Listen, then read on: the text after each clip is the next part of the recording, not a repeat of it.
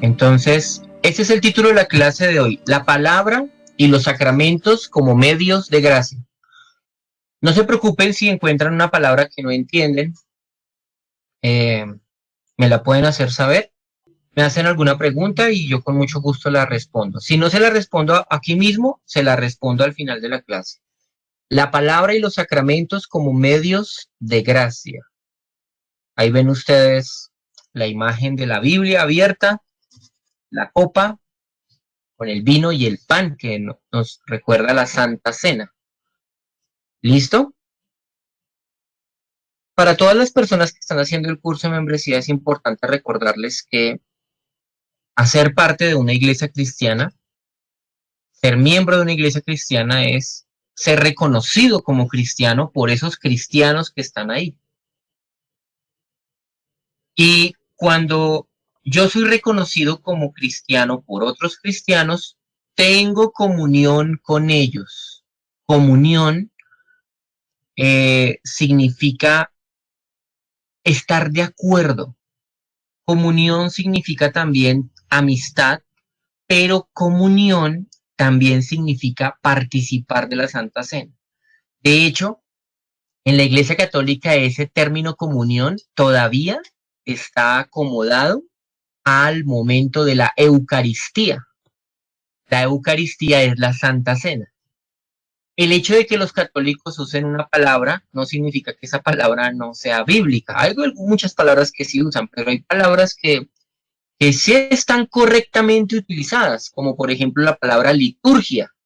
Usted de pronto ha escuchado esas palabras en la misa, la liturgia. Nosotros también usamos la palabra liturgia. ¿Por qué? Porque la liturgia eh, es el orden en el que ocurren las cosas durante la adoración. La liturgia es la liturgia está compuesta por todos los elementos que contienen el culto público. Parte de la liturgia, por ejemplo, es la oración, el estudio de la palabra, la predicación, la lectura de la palabra y, por ejemplo, la Santa Cena. Caso similar ocurre con la palabra comunión, como es usada por los católicos, que se refieren a la comunión como al partimiento del pan y la participación del vino. Nosotros los cristianos también vemos la comunión de esa manera. Vemos la comunión no solamente como la fraternidad, la amistad, eh, el estar juntos de acuerdo con un mismo propósito, un mismo objetivo, no, sino que la comunión se vive de manera más clara, digamos, más visible durante la Santa Cena. Es en el momento de la Santa Cena, por ejemplo, cuando los creyentes se ponen de pie y la iglesia puede reconocer, puede darse cuenta quiénes se consideran a sí mismos cristianos. Mucha gente va a las iglesias los domingos. El hecho de que vayan a la iglesia el domingo no los convierte en creyentes, no los convierte en cristianos. Entonces el momento de la Santa Cena es un momento en donde se ponen de pie los creyentes. La Santa Cena es el momento en donde la iglesia tiene comunión. Y no solo comunión los unos con los otros, sino comunión con Cristo por medio de esos elementos, el pan y el vino. Hoy propiamente no vamos a ver la Santa Cena, eso es una clase posterior, de pronto en 8 días ya comencemos con ella, o en 15, pero les puedo resolver algunas duditas que tengan al respecto. Lo primero que tengo que explicarles es qué significan esas palabras medios de gracia para los que no las conocen. La palabra, la Biblia, los sacramentos son dos, el bautismo y la Santa Cena, esos sacramentos, eso luego lo vamos a explicar. ¿Y qué son los medios de gracia? Bueno, hay una definición que yo quise traerles para que les quede clara y para que la puedan memorizar. Cuando en la iglesia preguntemos, hermanos, ¿qué son los medios de gracia? Aprendas esta definición y dígala. Un medio de gracia es un vehículo a través del cual Dios bendice a los creyentes en su salvación, crecimiento espiritual, carácter y servicio. Eso es un medio de gracia, un vehículo a través del cual Dios bendice a los creyentes en su salvación, crecimiento espiritual, carácter y servicio. Las fichas que están acá, que están viendo ustedes, también las vamos a enviar al grupo de WhatsApp Ah, ya las enviamos al grupo de WhatsApp, entonces usted ya las tiene en su celular. O sea, los apuntes ya se los di. Más bien apunte cosas que no estén aquí en las fichas, ¿listo? En términos prácticos, ¿cuáles son los medios de gracia? Bueno, todas aquellas cosas que Dios nos ha provisto para nuestro crecimiento espiritual, como dice aquí la ficha, para nuestra salvación, para formar nuestro carácter como cristianos y nuestro servicio como cristianos. ¿Qué son esas cosas? Por ejemplo, la oración. La oración es un medio de gracia. A través de la oración, Dios bendice mi vida. Es sencillo, ¿verdad? Un medio, un medio de gracia. O sea, un instrumento para que la gracia de Dios venga a mi vida. ¿Ve? ¿Cómo la gracia de Dios llega a mí? Ahora, la gracia de Dios hay que entenderla no solamente como el amor de Dios, sino que la gracia de Dios también es el poder de Dios. La gracia de Dios es también poder de Dios que llega a mi vida. Poder de Dios para luchar contra el pecado, contra las tentaciones, contra la amargura. Poder de Dios para morir a mi carne y crecer más espiritualmente. Entonces hay muchos medios de gracia, como por ejemplo la palabra, que es el medio de gracia por excelencia. Cuando tú lees la Biblia, Dios bendice tu vida a través de la lectura de la palabra. La oración, como ya lo dijimos. Los sacramentos también son medios de gracia. Cuando tú participas de la Santa Cena, tú eres bendecido a través de lo que estás recibiendo en la Santa Cena. ¿Por qué? Porque el vino y el pan no son simple comida. Para comer vino y pan, pues uno come vino y pan en su casa. No, no es simplemente comida, sino que hay algo más de por medio cuando tú estás participando de la Santa Cena. El significado que tiene la Santa Cena es también alimento espiritual. El pan y el vino es alimento para el cuerpo, pero el significado del pan y el vino es alimento para el alma. Nosotros comemos de ese significado que hay allí en la Santa Cena, lo que representa el vino, lo que representa el pan, la sangre de Cristo derramada, el cuerpo partido, molido por nuestros pecados. Otro medio de gracia, otro sacramento, el bautismo, por ejemplo. Cuando una persona llega a los caminos de Dios y se bautiza, el bautismo es una bendición para él, porque el bautismo es una confesión pública ante el mundo de que eres cristiano. El bautismo te identifica con Cristo, su muerte, su resurrección. El bautismo también representa que estás siendo limpiado, lavado de tus pecados. Entonces, claro que es una bendición. Bueno, esos son algunos de los medios de gracia. Ya creo que a los que de pronto no conocían el término les ha quedado claro que es la forma que Dios tiene para bendecir nuestras vidas. Vamos a hablar en primer lugar de este medio de gracia, la palabra de Dios, la palabra de Dios. Y vamos a ver cómo la palabra de Dios no trabaja sola, sino que la palabra de Dios, para que transforme la vida de una persona, debe trabajar de la mano del Espíritu Santo. ¿Listo?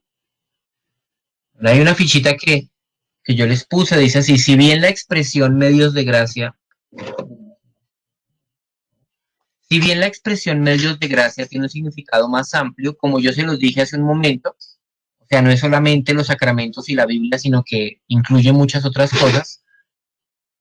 Si bien la expresión medios de gracia tiene un significado más amplio, se usa aquí para designar los medios que emplea la Iglesia de un modo directo. ¿Cómo así? La iglesia es administradora de varios medios de gracia. A su saber, son estos: la palabra, el bautismo, la Santa Cena. Estos tres medios de gracia son otorgados a la iglesia para su administración y la iglesia se los entrega a los creyentes. ¿Se habían dado cuenta de eso? ¿De que la iglesia es administradora de estos bienes espirituales? Una persona no puede autobautizarse, ¿o sí? ¿Puede autobautizarse alguien? No. ¿Puede una persona participar de la Santa Cena sola? O sea, o algún cristiano un día dice como que estoy aburrido, voy a participar, voy a celebrar aquí la Santa Cena yo solo. No. ¿Puede un cristiano autopredicarse, o sea, armarse un sermón, predicarlo y él mismo escucharlo? De que puede, pero eso suena como un poco raro. Esos medios de gracia son administrados por la iglesia. Y hoy vamos a hablar de esos medios de gracia administrados por la iglesia, esos tres. Cuando nos referimos aquí a la palabra de Dios, no nos referimos a la segunda persona de la Trinidad. Gracias. No nos estamos refiriendo a Cristo. Hay que ir aclarando cosas, porque es que la palabra es más que el texto mismo escrito. La Biblia se refiere a Cristo también como la palabra. No, no estamos diciendo que la iglesia sea la administradora de Cristo, que la iglesia es la que le entrega a los hombres a Cristo. No, no es así. De hecho, es Cristo quien añade a la iglesia los que han de ser salvos. ¿Ven? No nos referimos a Cristo, a la segunda persona de la Trinidad, como dice en Juan 1:1, que el verbo estaba con Dios, el verbo era Dios. No. No nos referimos tampoco a la palabra creadora. Pilas con eso. La iglesia no es la administradora de la palabra creadora de Dios. ¿Por qué es importante decir eso? Porque en muchas iglesias hoy día se le enseña a la gente que así como la palabra de Dios creó, la iglesia también tiene el poder para crear con su palabra. Es una herejía, es una mentira. Es la palabra de Dios la que tiene poder, no la mía. Mi palabra es la palabra de un pecador. Bueno, eso es asunto de otro estudio bíblico, pero no nos referimos a la administración de esa palabra de Dios en ese sentido. En el Salmo 33:6 dice, por la palabra de Jehová fueron hechos los cielos y todo el ejército de ellos por el aliento de su boca. No nos referimos a la administración de esa palabra tampoco, no. Sino a la palabra de Dios contenida en la Sagrada Escritura y predicada por la iglesia. Cada persona, claro, puede leer la Biblia por sí mismo, sí, pero es un trabajo de la iglesia el explicarle la Biblia a las personas. Es un trabajo de la iglesia. Por eso es que estamos acá reunidos precisamente hoy domingo. Por eso es que la gente se congrega, porque va a escuchar la predicación de la palabra. Y alguien podría decir, yo no necesito iglesia, yo puedo acá divinamente desde el sofá, desde el sillón de mi casa, divinamente puedo aprender. Sí, es verdad, tú puedes aprender muchas cosas leyendo la Biblia, puedes aprender muchas cosas viendo predicaciones, pero te vas a perder de muchas cosas que solamente se pueden entender dentro del contexto de la iglesia. Y yo creo que ustedes en la propia experiencia como cristianos se han dado cuenta de eso. No es lo mismo, nunca va a ser lo mismo sentarse detrás de una pantalla a escuchar a un predicador o leer un sermón de quien sea, no es lo mismo que estar sentado en la congregación escuchando al que es tu pastor. No es lo mismo. No es lo mismo. Puede ser que el predicador no sea Spurgeon, ¿sí? Sino pues, que sea un pobre predicador como yo. Con todo, este pobre predicador fue puesto por Dios para tu vida y no Spurgeon. Entonces no hay que escuchar a Spurgeon, sí, hay que escucharlo a él, pero realmente él no es tu pastor.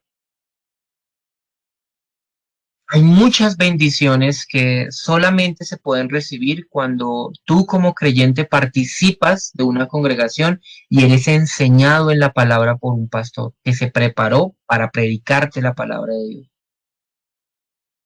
Aunque su manera usual, o sea, la manera usual como la palabra de Dios llega a los hombres es la predicación, también puede ser traída a los hombres por otros medios, en el hogar, en la escuela, por medio de conversaciones, por medio de literatura religiosa, sí, claro.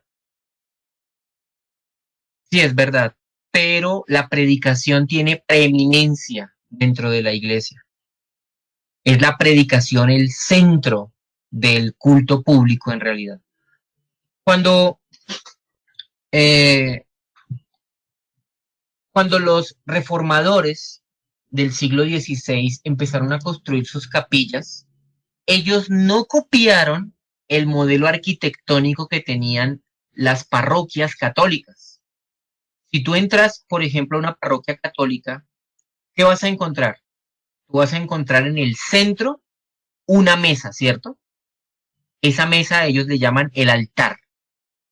¿Por qué? Porque el centro del culto del católico es la Eucaristía, es decir, la Santa Cena, Eucaristía de Santa Cena. El momento en el que el padre, el sacerdote levanta la copa y presenta la hostia, ¿sí? Grande, la hostia. Ese es el momento cumbre, el clímax, el centro. La predicación es como algo accesorio dentro del culto de ellos. Entonces, ¿qué estaba en el centro de la parroquia? El altar. Los reformadores, los protestantes, los creyentes protestantes, herederos de la reforma de Lutero y todos ellos, construyeron las capillas de una manera muy distinta. ¿Qué está en el centro de una iglesia cristiana? El púlpito. El púlpito desde donde se predica. Si se dan cuenta, cómo nosotros los protestantes entendemos que la predicación tiene preeminencia, que es el centro del culto religioso, de la adoración, y no puede ser reemplazado por nada. No puede ser reemplazado por la lectura de un libro, por una conversación. No, no estaría mal, por ejemplo, que durante la predicación de la palabra usted esté aconsejando a otro. Eso estaría mal. Estaría mal que durante la predicación de la palabra usted esté leyendo un libro, así sea un libro cristiano. Está mal. Por supuesto está mal que esté conversando con el que está al lado durante la predicación, aunque sea que usted esté hablando con sus hijos. No es el momento para eso. Y la verdad es un poco injusto, es una forma de injusticia para con el que fue a escuchar la palabra. Porque es una injusticia, porque él tiene toda la semana para ser aconsejado, para leer un libro, para tener una conversación con un hermano en la iglesia, pero solamente tiene una oportunidad en la semana. Una hora tiene en la semana para escuchar el sermón. Y usted se lo negó a él, usted se lo quitó. La predicación es central, es preeminente. ¿Listo? Y es un bien que la iglesia debe administrar. Ojalá me alcance el tiempo para todas las fichitas. Bueno, la palabra de Dios se hace efectiva como medio de gracia tan solo por la operación del Espíritu Santo. ¿Cómo así?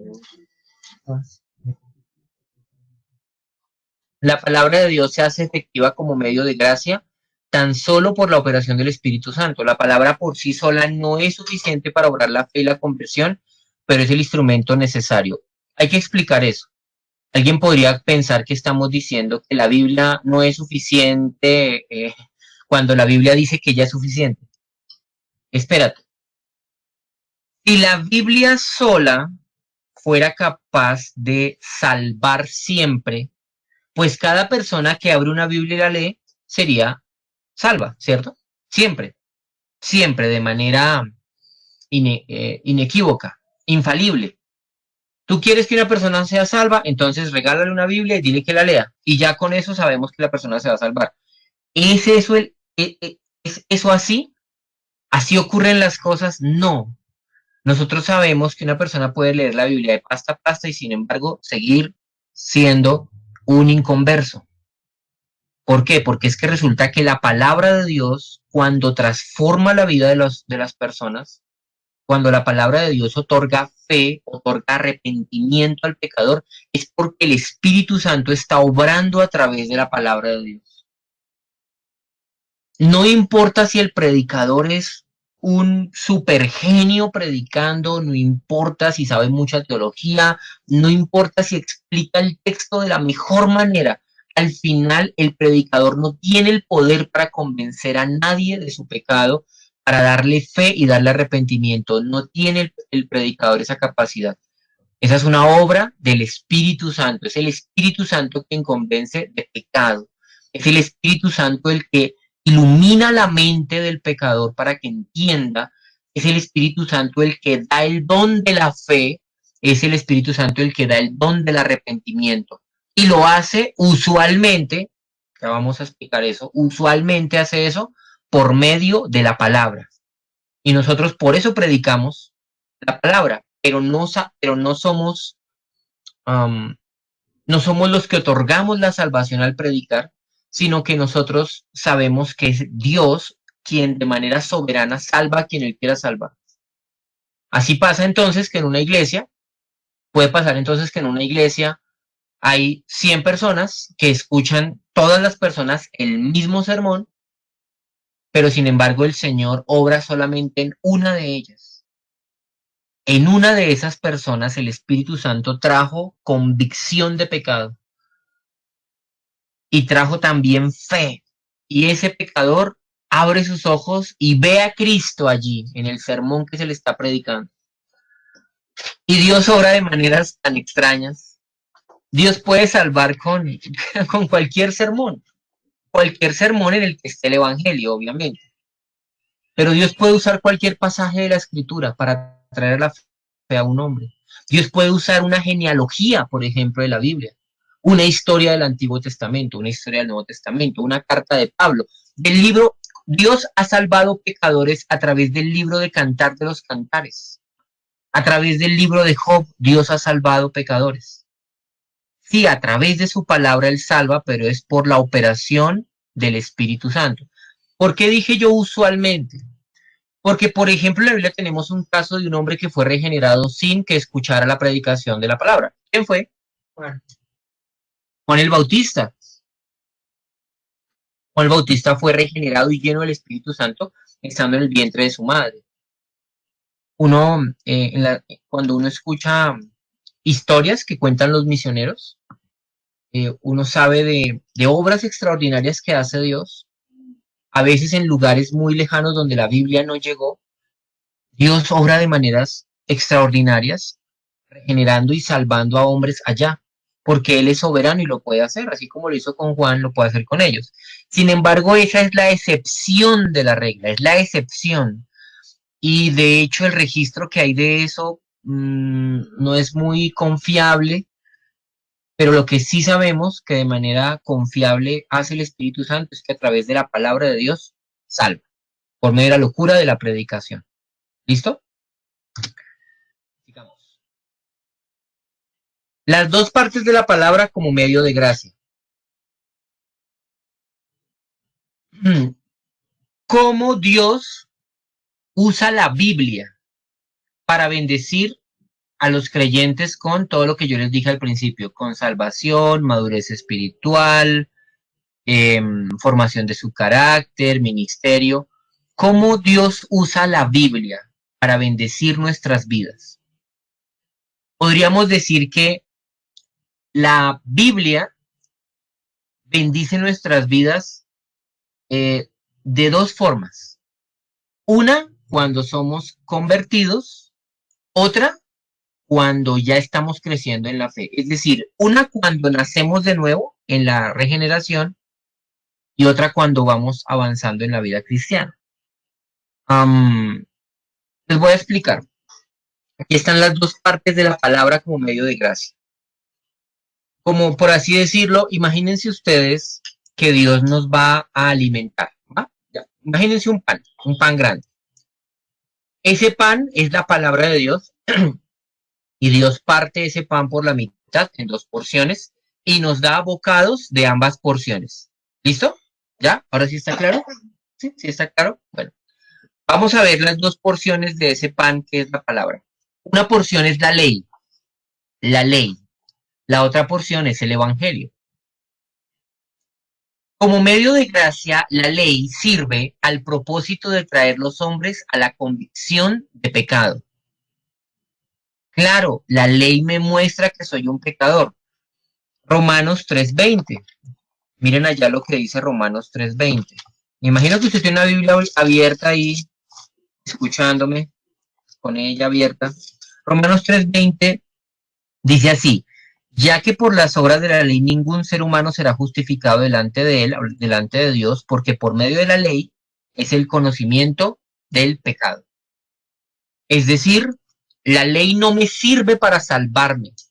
Nadie será salvo guardando los mandamientos de Dios.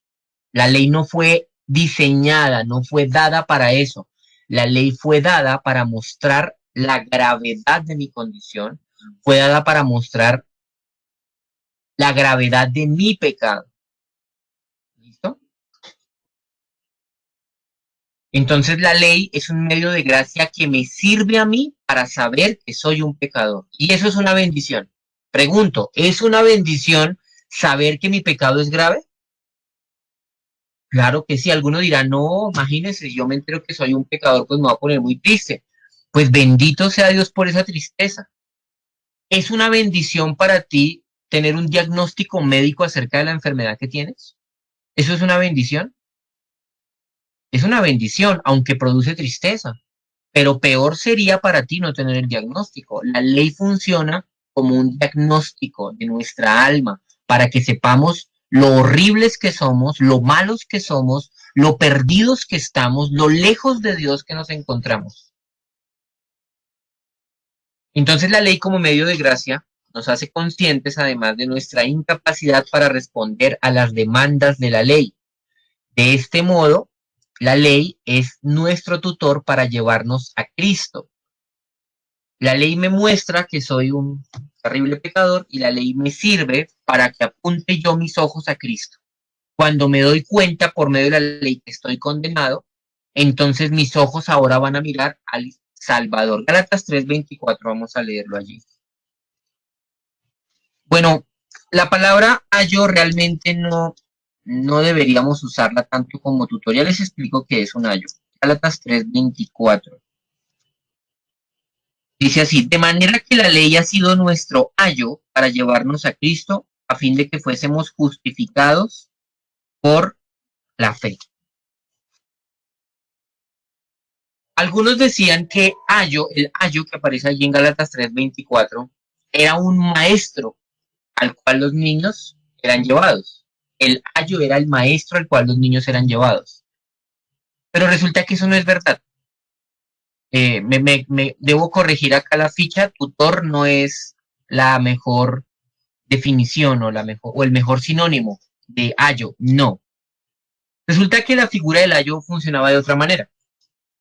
Yo tenía, digamos, remontémonos allá a los tiempos del primer siglo, era muy propio de las escuelas griegas, entonces yo soy un papá griego que tengo a un niño pequeño que quiero que alguien me lo eduque, alguien le enseñe matemáticas, le enseñe a escribir, bueno. Entonces consigo a un maestro que le enseña a los niños en su escuelita. Pero yo no llevo a mi hijo propiamente allá a la escuela, sino que pongo a un esclavo de mi casa a cargo de la educación de mi hijo. Así funcionaban las cosas. Entonces, ese esclavo que estaba a cargo de la educación de mi hijo, lo que hacía era simplemente tomar a mi hijo y llevarlo al colegio. Algo parecido a qué en nuestros días. ¿Qué cosa lleva a nuestros niños al colegio?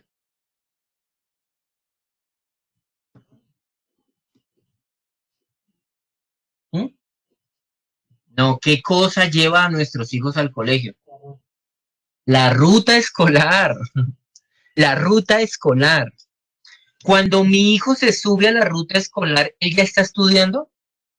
No, obviamente no. La ruta escolar lo único que hace es llevar a mi hijo a donde están los maestros, pero la ruta escolar no hace nada más. ¿Listo? La ley funciona de la misma manera. La ley es la ruta para llegar al maestro. ¿Quién es el maestro? Cristo. ¿Ven? Entonces, el ayo es ese instrumento que Dios usa para tomar a los hombres y llevarlos al maestro que es Cristo. Esa es la función de la ley. La ley nos sirvió a nosotros para llegar a Cristo. Cuando me predicaron el Evangelio mostrándome con la ley mi pecado, no me quedó otro remedio que mirar al Salvador. Ahora, la otra parte del pan, ¿recuerdan? La palabra de Dios, un gran pan, ya partimos la primera parte, la ley, ahora vamos a ver la otra parte, que nos alimenta. La ley me alimentó, pero fue un bocado como amargo, ¿cierto? Esa parte de pan que me dieron como que casi no me baja porque la ley me produjo tristeza, pero me llevó a Cristo. Ahora, la otra parte del pan es el evangelio. La palabra constituye también la regla de fe para los creyentes, recordándoles sus deberes y guiándolos por el camino de vida y salvación.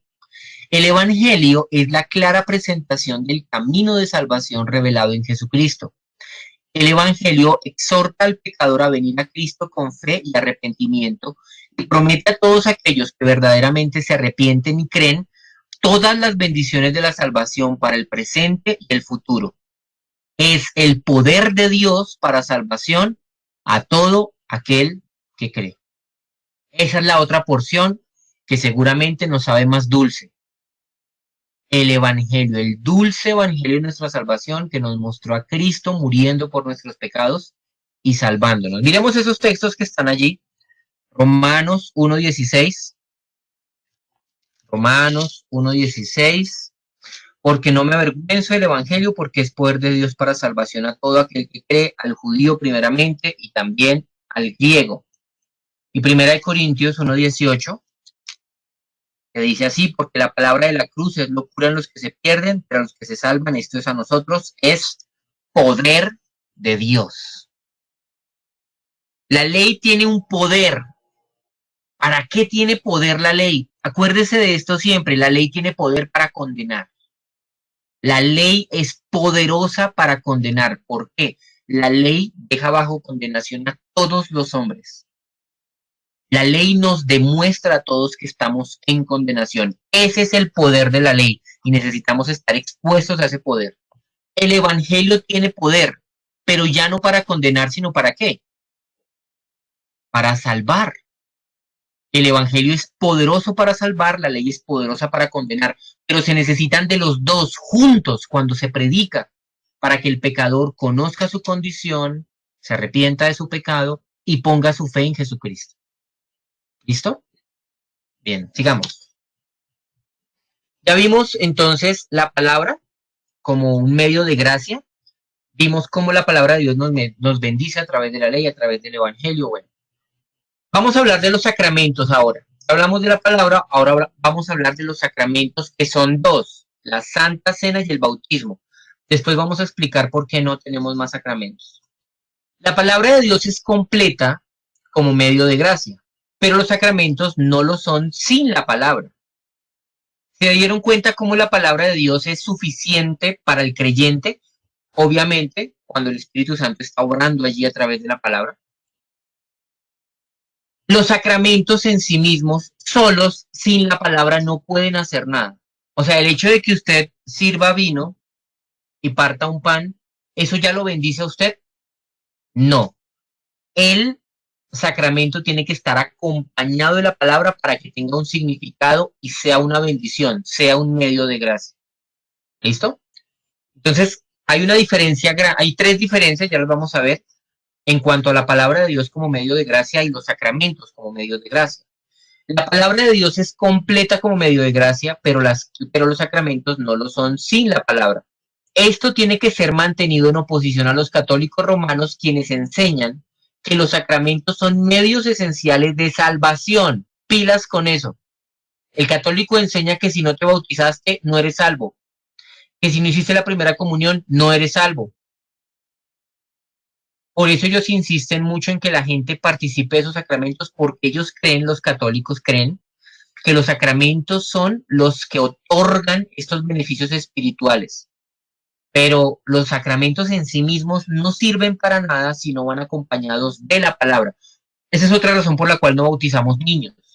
No bautizamos niños porque aunque yo bautizo al niño, ¿sí? Allí está el sacramento, no está acompañado de la palabra. ¿Por qué? Porque el que es bautizado no ha puesto su fe en la palabra.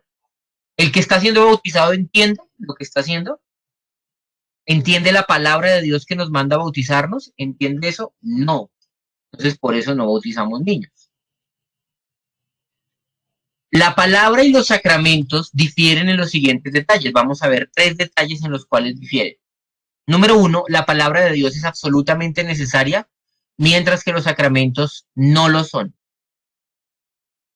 Nosotros necesitamos escuchar la predicación del Evangelio para ser salvos, aunque no seamos bautizados o aunque no participemos nunca de la Santa Cena. El ejemplo por excelencia de salvación sin los sacramentos es el ladrón en la cruz, ¿recuerdan? ¿Pudo el ladrón de la cruz, el ladrón en la cruz que estaba al lado de Jesús ser bautizado? No. ¿Pudo el ladrón que estaba allí en la cruz participar un día de la Santa Cena? No. ¿Significa que no fue salvo? Jesús le dijo que él era salvo. Jesús le dijo, de cierto te digo que hoy estarás conmigo en el paraíso. La palabra de Cristo. Y Cristo mismo, que es la palabra, fue lo que le dio salvación a este pecador. Pueda pasar que una persona en un hospital, escuchando la predicación del Evangelio, crea y muera. El católico diría, no fue salvo porque no lo bautizaron. Nosotros decimos, claro que sí, nosotros decimos, él es salvo porque él creyó en el Evangelio. La Biblia nos dice, cree en el Señor Jesucristo y serás salvo.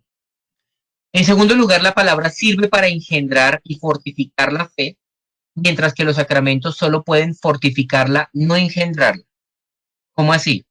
La palabra de Dios hace, el Espíritu Santo y la palabra de Dios hacen en el corazón del pecador nazca la fe que él no tenía. El sacramento por sí solo no puede hacer eso. Es decir, una persona no se va a arrepentir de sus pecados y no se va a convertir participando de la Santa Cena. No. ¿Un pecador se convierte en cristiano bautizándose? No.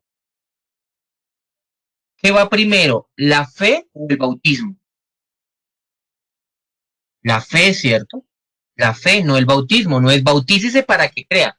Muchas veces los papás cometen ese error con los hijos.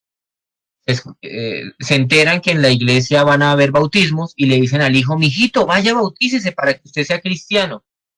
Eso es poner la carreta delante del caballo, así no son las cosas. Primero usted tiene que ser cristiano para bautizarse. No te bautizas para ser cristiano.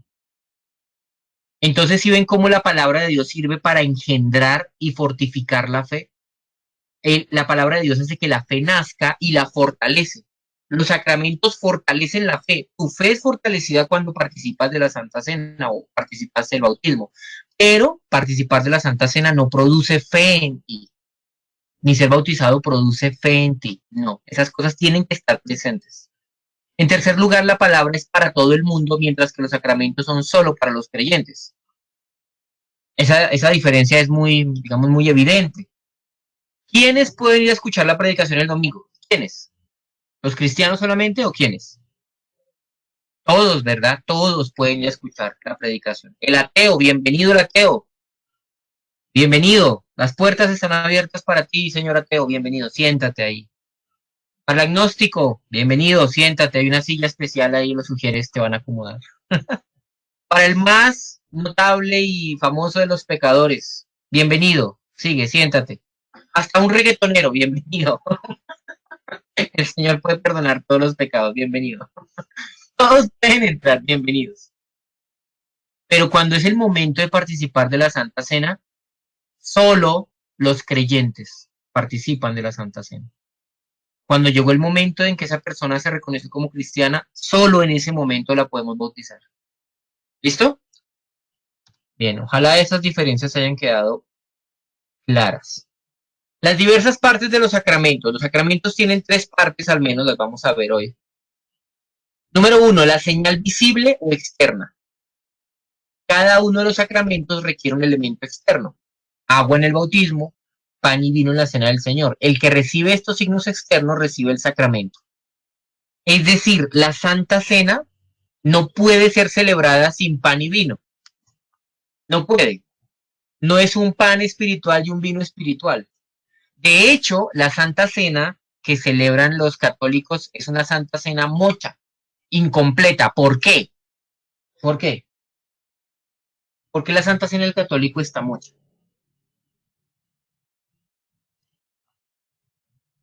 Pues porque ellos solamente comen el pan. Ellos no toman el vino. Y también por lo que acabas de decir, porque yo no comprendo, o sea, es como si fueran como los niños. No, pero en la parte del elemento externo, ¿sí? Ellos no toman el vino. ¿A cuánto? ¿Cuántas veces nosotros vimos al cura tomando el vino y nosotros nos hacía agua porque eso no nos daba la hostia y la hostia es bien seca, ¿cierto? ¿Ustedes se acuerdan cuando eran? Normalmente yo recuerdo siendo niño, la hostia que daban a uno se le pegaba a uno al paladar y el cura decía que era pecado masticarla y entonces uno comía eso y ¡pum! Se pegaba al paladar y toda la misa uno tratando de despegarse de eso. Hombre, y el vino, esos elementos son visibles, ¿sí? Tangibles, tienen que estar. Si la persona no tomó el vino, una persona podría decir, bueno, yo participo del pan, pero no del vino, porque es que yo soy abstemio, yo no tomo alcohol, pues le hacemos juguito de uva. No, no, no, es que la uva me hace daño. A mí deme en frutiño. No, no, la Santa Cena no se celebra con frutiño. Pan y vino, sea jugo de uva, sea vino en licor, pero vino, no otra cosa. No jugo de manzana, no jugo de pera, no gaseosa, pan y vino. Hay elementos, hay días extraordinarios en los cuales la Santa Cena pudiera llegar a ser representada con esas cosas, pero es extraño. Por ejemplo, he sabido que a veces en las cárceles los presos toman galletas, por ejemplo, de soda, sí, galletas, saltín, de esas galletas, y gaseosa, porque vino no les dejan entrar allá. Y no tienen forma de procesar un jugo de uva. Y son hermanos en la fe que, hombre, no tuvieron opción, ¿cierto? Digamos que podrían haber excepciones así en esos casos. Pero nosotros, nosotros no estando en esa condición, pues respetamos el hecho de que sea pan y vino. Que sea agua en el bautismo y no otra cosa. Agua y no otra cosa. La gracia, en segundo lugar, otro elemento del sacramento, la gracia interna y espiritual que lo acompaña. ¿Qué es eso? Fíjense, un signo o símbolo externo señala e inclina nuestra atención a lo que significa, y este es el lado interno del sacramento. Espero lo vuelvo a leer que lo leí mal. Un signo o símbolo externo señala e inclina nuestra atención a lo que significa y este. No, yo creo que está mal redactado acá.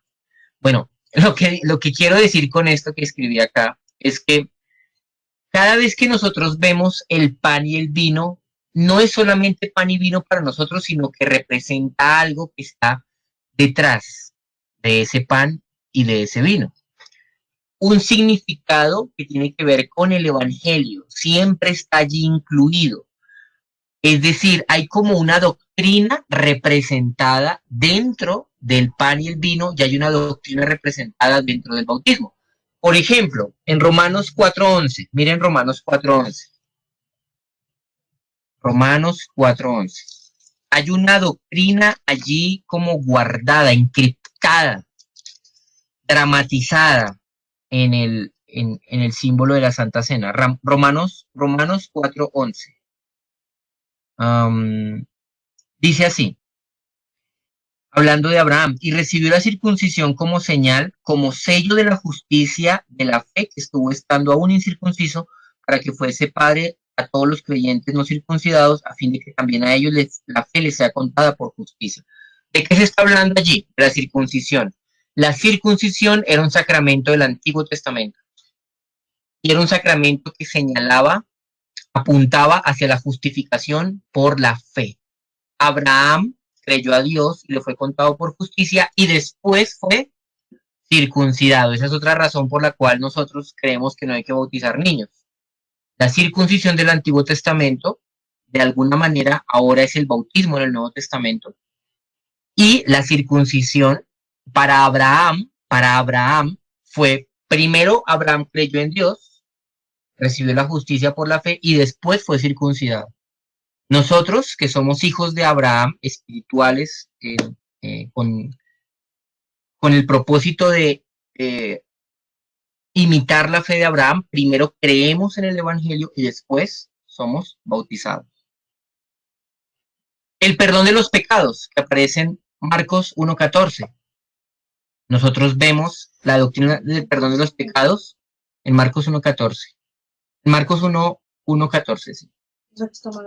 No, ahí está bien, aquí está, mira, Marcos 1:14. En Marcos 1:14, vayan allá por un momentico y van a ver la doctrina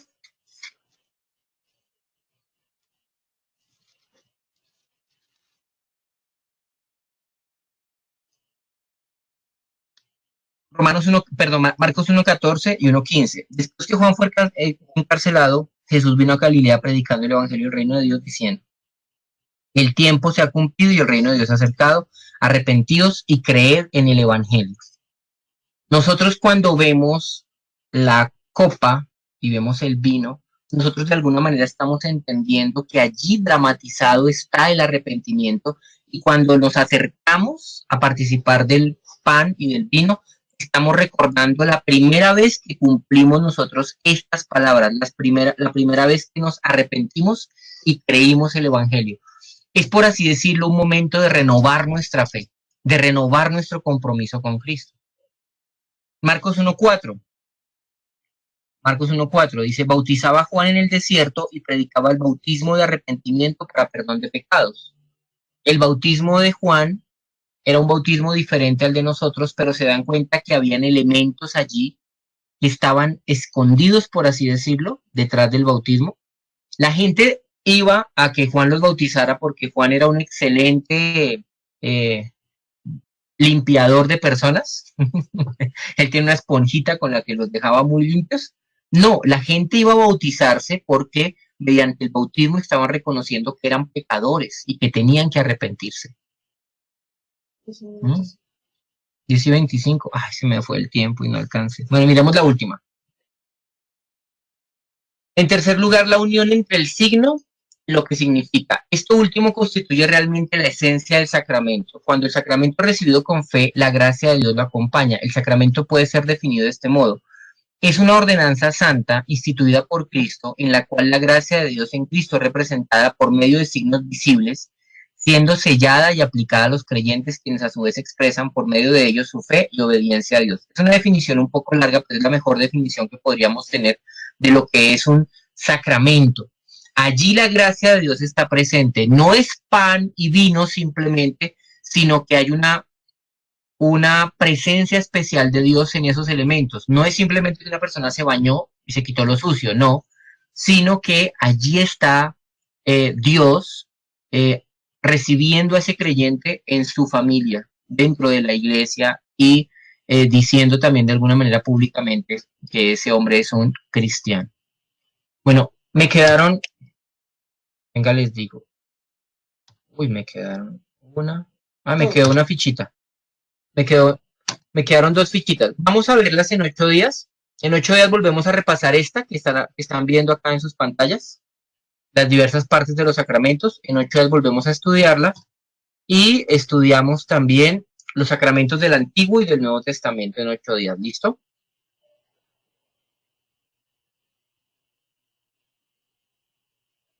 Uy, hay un montón de gente en YouTube. No. Así es, Linder, hola, ¿qué más? ¿Cómo estás? Emiro Tapia, también bienvenido a la clase. Aura Lucy. Bueno, hay una pregunta. Vamos a responder esa pregunta que hizo Lucy. Pastor, cuando la palabra es predicada en una congregación carismática o pentecostal, ¿allí está el Espíritu salvando por medio de esa palabra? Claro que sí, Lucy. El Señor salva, no gracias a nosotros los predicadores, muchas veces no funciona así, sino aún a pesar de nosotros. El Señor puede salvar mediante una predicación, trabajando al lado del predicador. Es decir, digamos, el predicador llegó y preparó un buen sermón y el Señor bendijo ese buen sermón de calidad y la persona fue salva. Pero también puede ser que el predicador no preparó ningún sermón, sino que se paró, ese día le tocaba predicar, no alcanzó a preparar nada y llegó y soltó una predicación, más o menos se entendía y medio torpe la predicación, y Dios salvó. Y también puede pasar que un día Dios obre contra el predicador, ¿sí? Con el predicador, a pesar del predicador y en contra del predicador. ¿Cómo es cuando el Señor obra en contra del predicador? El predicador está predicando prosperidad, cómo alcanzar tus sueños, cómo ser un hombre, una mujer exitosos, cómo alcanzar tus metas y todo ese cuento, toda esa basura. Y resulta que de repente se le escapó Juan 3:16, que de tal manera amó Dios al mundo, y Dios usó Juan 3:16 para salvar a ese creyente, a ese pecador. Pero también Dios, vean, Dios obra Dios obra, trabaja con el predicador, a pesar del predicador, contra el predicador y aún a veces sobre el predicador. Porque resultó que el predicador estaba hablando de otra cosa. Incluso era un buen sermón. Estaba predicando por allá, no sé, Marcos. Y resultó que dentro del sermón de Marcos citó un salmo, porque algo tenía que decir ese salmo. Y la persona en la iglesia fue allá al salmo, digamos que era el Salmo 32. Y resulta que leyó el Salmo 32 y se desconectó de la predicación. Y se quedó solo con lo que decía el Salmo 32. Y lo leyó todo. Y se olvidó del tema del predicador. Y leyendo el Salmo 32, el Señor lo salvó. Ahí Dios actuó sobre el predicador. Se lo brincó y salvó. ¿Ves? Entonces te das cuenta cómo Dios puede salvar, como Él quiera salvar. Aún dentro de una parroquia católica, Dios puede salvar porque hay un momento, la homilía creo que se llama, el momento en donde se predica, se enseña algo y el padre llega y lee algo de la Biblia y dice 3 o 4 cosas. Una de esas cosas puede hacer que Dios la use para salvar a un pecador. En un estudio bíblico, Dios salva. Muchos de los que están viéndome, muchos de nosotros fuimos salvados en congregaciones donde no se predicaba tan fielmente la palabra, pero Dios nos salvó allí. No nos salvó cuando empezamos a estudiar teología, nos salvó antes que eso. Creo que es el caso de la mayoría de nosotros. ¿Listo? Bueno.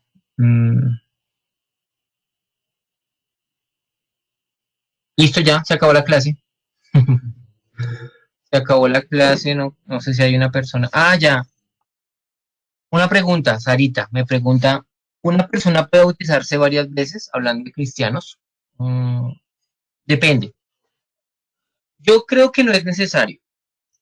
Si digamos usted fue bautizado por allá en otra iglesia en la que sea y resultó que hoy día usted se da cuenta que realmente no había nacido de nuevo, que realmente no era creyente, sino que estuvo en un rito y nada más. Yo le diría, no es necesario que usted se bautice. Finalmente usted ya entendió que la salvación es por su fe en Jesucristo.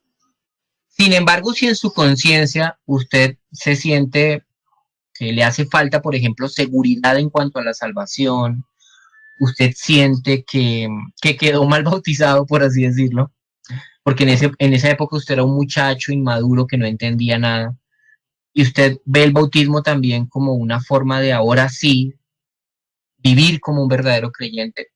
Yo le diría, sí, no hay ningún problema. Claro que sí, no hay ningún problema. Bautícese porque en su conciencia eso va a ser precisamente lo que el sacramento debe ser, un medio de gracia. Para usted va a ser una bendición de parte de Dios y seguramente muchas cosas en su cabeza se van a desenredar porque usted por fin va a entender que es un creyente, un hijo de Dios. Ah, pastor, y entonces, ¿cuántas veces debe bautizarse un cristiano? Digamos que el cristiano, si el cristiano interpreta el bautismo como una renovación de votos con Dios, ahí sí está mal. Porque entonces me bautizo este año y como no, estuve un poco flojo, la cuarentena, usted sabe, le fallé al Señor. El otro año vuelvo y me bautizo para ratificar mi compromiso. No, lo estás interpretando mal. Porque el bautismo, mira, algo importante, me va a robar 2 minuticos más. Algo importante. El bautismo es el sacramento que nos da la entrada, por así decirlo, a la fe, a la vida de iglesia, a la comunidad de los creyentes, ¿sí? O sea, lo que muestra que una persona ha ingresado a, a la familia de Dios es el bautismo. Pero lo que muestra que esa persona permanece en la familia de Dios es la Santa Cena. ¿Sí te das cuenta? El bautismo es la entrada, la Santa Cena es el certificado de permanencia. La Santa Cena nos muestra que todavía estamos en la fe. ¿Listo? Entonces, si alguien, por eso la Santa Cena es también una bendición porque nos sirve para renovar nuestro compromiso mes a mes con el Señor. Cada vez que usted tiene la copa en sus manos y el pan, usted recuerda que es cristiano y recuerda que Cristo murió por usted y recuerda que usted tiene que vivir para Cristo con todas sus fuerzas y que tiene que amarlo por encima de todas las cosas, mes a mes, sin necesidad de bautizarse otra vez. Para eso está la Santa Cena. ¿Listo? Espero haberte respondido, Sally. ¿Te respondí? Bueno, hermanitos, que Dios los bendiga. Se me acabó el tiempo, lastimosamente, pero bueno, esa fue la clase del día de hoy. Ya en un momento viene Jason. Ya les enviamos el link en un momento a todos para la alabanza, para que participen de la alabanza y bueno, que Dios los bendiga. Los queremos mucho. Les damos un abrazo acá muy grande de parte de todos en la casa y los extrañamos. Cuídense, el Señor los bendiga. Ya viene Jason. Dios los bendiga.